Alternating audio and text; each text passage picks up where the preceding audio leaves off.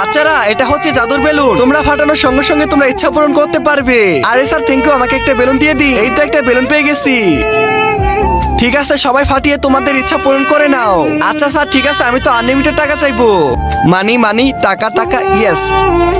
জাদুর কেক আমাকে টাকা দিয়ে দাও। বাপরে বাপ, আমি তো 2 বান্ডিল টাকা পেয়ে গেছি। আমি তো আজকে বড়লোক হয়ে গেলাম। এখন তো আমার পালা, আমি ইচ্ছা মতো চাইবো।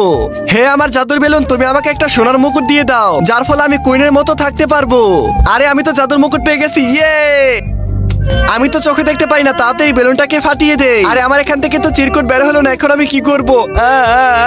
এখন আমি বেলুন ফাটাবো, আর আমি আমার বান্ধবীকে ভালো করে দিব। প্রিয়াঙ্কার চোখগুলো একদমই ভালো করে দাও। জাদুর বেলুন, আমি চাই আমার বন্ধু একদমই ভালো হয়ে যাক। আরে শ্রাবণী, তুমি তো তোমার জীবনে একটা সুযোগ পেয়ে গেছো নিজের জন্য চাওয়ার জন্য। তার আগে বন্ধুরা, হিন্দুরা নাকি বলে তারা শ্রেষ্ঠ।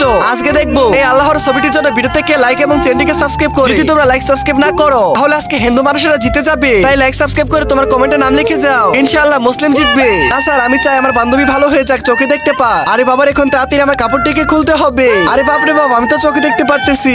যারা মুসলিম অবশ্যই সাবস্ক্রাইব করে তোমার কমেন্টে নাম লিখে যাবে। বন্ধুরা বেশি বেশি লাইক, শেয়ার এবং কমেন্ট করো।